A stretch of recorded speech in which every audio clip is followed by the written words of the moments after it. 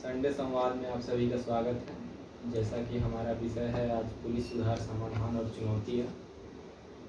तो हम देखते हैं कि आज़ादी के 75 सालों में पुलिस ने हमारे देश को चलाने में काफ़ी सारा सहयोग किया है, लेकिन वर्तमान समय की आंतरिक सुरक्षा, अपराधों की नवीनता, साइबर हमला बहुत सारे सवाल खड़ा करते हैं, जिससे पुलिस सुधार में हमारी नवीनता एक बहुत बड़ा अहम मुद्दा बन जाता है। तो हम देखते हैं कि पुलिस सुधार आखिर ज़रूरी क्या है, क्यों ज़रूरी है, इतने दिनों से जो पुलिस थी क्यों नहीं काम कर पा रही है। तो हम पाते हैं कि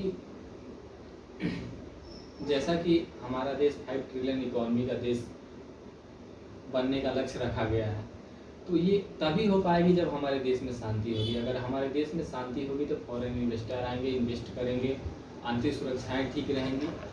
ये कहीं ना कहीं सबसे मूल में है कि अगर आपकी आंतरिक सुरक्षाएं ठीक रहेंगी तो आपके देश में आर्थिक गतिविधियां अच्छे से होंगी, आर्थिक गतिविधियां अच्छे से होंगी तो आपका देश ग्रोथ करेगा। और दूसरी सबसे बड़ी बात है कि देश को आज़ाद हुए इतने सालों हो गए और हमारा कानून काफ़ी पुराना 1861 के कानून पर ही चला जा रहा है। जब बदलते विश्व में इतनी सारी नवीनता आ गई हैं तो कानूनों में भी नवीनता आनी चाहिए, अपराधों में इतनी नवीनता आ गई हैं, अपराधियों की सोच बदल गए हैं। तो पुलिस सुधार की भी सोच, पुलिस व्यवस्था में भी सोच बदलनी चाहिए। और अब हम देखते हैं कि पुलिस व्यवस्था में समस्याएं क्या क्या हैं। जैसा कि एक आंकड़ा बताता है कि हिंदुस्तान में और देशों की अपेक्षा पुलिस में काम करना उतना ही बहुत मुश्किल है। जैसा कि रिपोर्ट में बोला जाता है कि यहाँ प्रत्येक वर्ष 500 से 600 पुलिस मारे जाते हैं, उनका मौत हो जाती है, चाहे वो राइट्स हो या फिर दंगे, मतलब राइट्स हो, दंगे हो या फिर असामाजिक तत्वों द्वारा उन पर किया गया हमला हो। तो ये कहीं ना कहीं काफ़ी बड़ा सवाल खड़ा करता है। और जितनी वैकेंसी की कमियां हैं और उन पर काफ़ी सारा वर्कलोड होता है, इंफॉर्मेशन की काफ़ी प्रगाढ़ता होती है, उनमें उनके पास काफ़ी ज़्यादा प्रगाढ़ता होता है। और एक रिपोर्ट के मुताबिक ये भी बताया गया है कि सिपाही से लेकर डीआईजी तक कोई भी व्यक्ति, चूँकि वैकेंसी की कमी है तो काम का वर्कलोड इन पर इतना हो जाता है कि 15 घंटे से कोई काम नहीं करते हैं और इससे इन पर मानसिक दबाव बन जाता है, चिड़चिड़ापन आ जाता है, स्ट्रेस हो जाती है, जिससे जनता से कनेक्टिविटी इनकी अच्छी नहीं हो पाती है। तो जनता कहीं ना कहीं इनको एक भयावह रूप में देखते हैं, जिससे हमारे देश की एकता, अखंडता और जो पुलिस और जनता के बीच में सहभागिता और सामंजस्यता वाली बात है वो कहीं ना कहीं कम होती हुई दिखती है। और दूसरी सबसे बड़ी बात ये है कि इतना बड़ा हमारा देश है, इतना जनसंख्या वाला देश है, यूएन की रिपोर्ट बताती है कि एक आदर्श देश में पुलिस की स्थिति ये होनी चाहिए कि प्रति लाख व्यक्ति पर आपका 282 पुलिस होने चाहिए। लेकिन हमारे वर्तमान समय में 2017 का रिपोर्ट बताता है कि मात्र 137 ही पुलिस हैं। तो ये कहीं ना कहीं ज़्यादा वर्कलोड है, ये एक बहुत बड़ी समस्या है।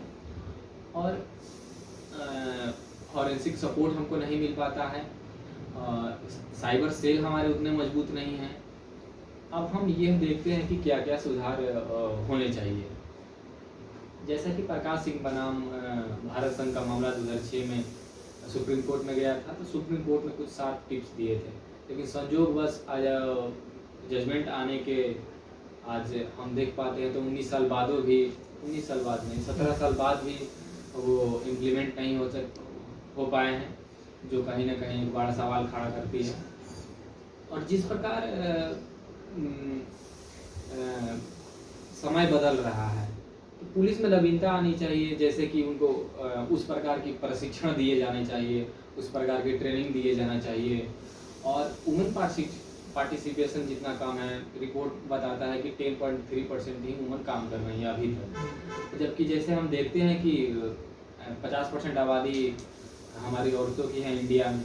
हॉस्पिटल में अगर हम जाते हैं तो वहाँ महिलाओं की बात सुनने के लिए औरतें होती हैं, तो औरतें खुल के बात बता पाती हैं। तो एक समाज का इतना बड़ा तबका है, उनकी बातों को सुनने के लिए वुमेन पार्टिसिपेशन उसमें होना चाहिए, ताकि उनके अंदर वो क्या बातें हैं पुलिस के सामने वो व्यक्त नहीं हो पाती हैं, चाहे वो रेप का मामला हो या फिर डोमेस्टिक वायलेंस का मामला हो।